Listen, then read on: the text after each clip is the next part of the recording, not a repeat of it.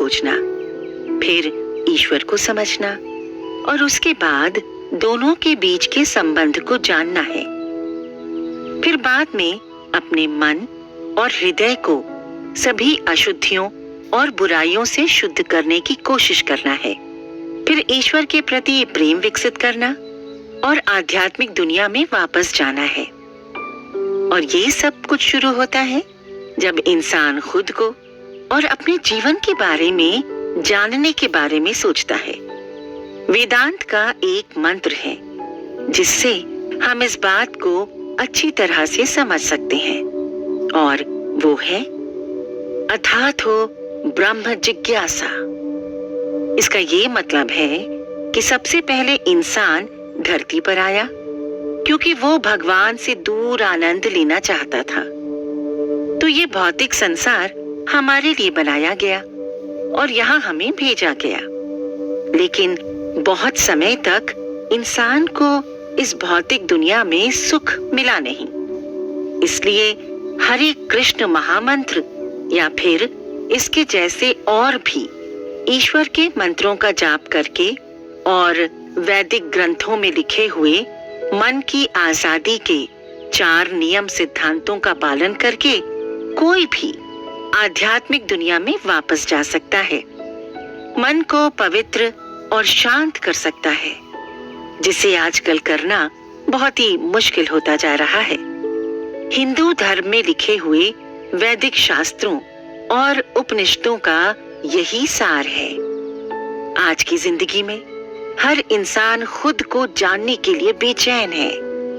वो खुद को जानना तो चाहता है, लेकिन उसके लिए उसे कई बार सही रास्ता नहीं मिलता। इस समय दुनिया में कई तरह के अजीब अजीब रास्ते उपलब्ध हैं, जिनसे इंसान खुद को समझ सकता है। लेकिन आज भी जब हम अपने पीछे के सालों और पुराण उपनिषदों को देखेंगे तो हमें आज के किसी रास्ते की जरूरत ही महसूस नहीं होगी। हमारे इतिहास में ही खुद को जानने और समझने का रास्ता है।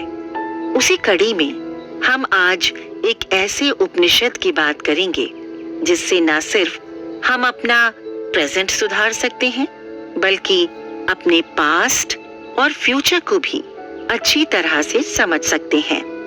इस उपनिषद से न सिर्फ अपने होश में रहने की अवस्था को हम जान सकते हैं, बल्कि हमारे सोने और सपने देखने तक को वो बहुत अच्छी तरह से समझाता है। सिगमंड फ्रॉइड जैसे लोगों ने जहां 16वीं-17वीं शताब्दी में सपनों के मनोविज्ञान की बात की थी, लेकिन हमारे उपनिषदों ने कई हजार साल पहले ही सपनों के बारे में भी अच्छी तरह से समझा दिया था। कैसे सपने हमारे जीवन से जुड़े हुए हैं और अगर हमें कोई सपना आता है तो उसके पीछे के क्या कारण हैं। हिंदू धर्म में 4 वेद और 13 उपनिषद हैं, लेकिन हम जिस उपनिषद की बात समझेंगे उस उपनिषद का नाम मांडुक्य उपनिषद है। ये आज के समय के लिए बहुत जरूरी हो गया है, जहां आज इंसान अपने आप को जल्दी से समझ नहीं पा रहा है और इस वजह से उसके भीतर एक अजीब सी बेचैनी है, और इसी बेचैनी के कारण वो अपने लक्ष्य और काम को भी ढंग से नहीं कर पा रहा है। ये उपनिषद इंसान को खुद को समझने और आगे बढ़ने में काफी मदद कर सकता है। इसकी तीनों खास बातें और ओम के उच्चारण जैसी चीजें न सिर्फ खुद को बाहरी रूप से संवार सकती हैं, बल्कि मन की शुद्धता और उसकी शांति के लिए भी बहुत जरूरी है।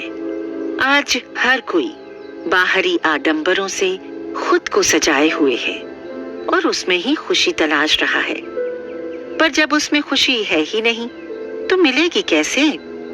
इसीलिए अगले एपिसोड्स में हम जानेंगे कि कैसे उपनिषद की बहुत छोटी छोटी बातें मानकर हम खुद को बेहतर और सुखी बना सकते हैं। हमारे अपने ग्रंथों में ही हमारी खुशियों का खजाना है।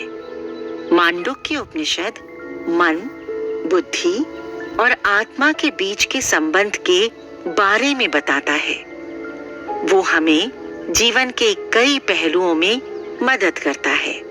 ये आत्मज्ञान के माध्यम से मन की शांति और सामंजस्य को पाने का रास्ता दिखाता है, जिससे हम अपने जीवन को बैलेंस्ड और खुशहाल बना सकते हैं।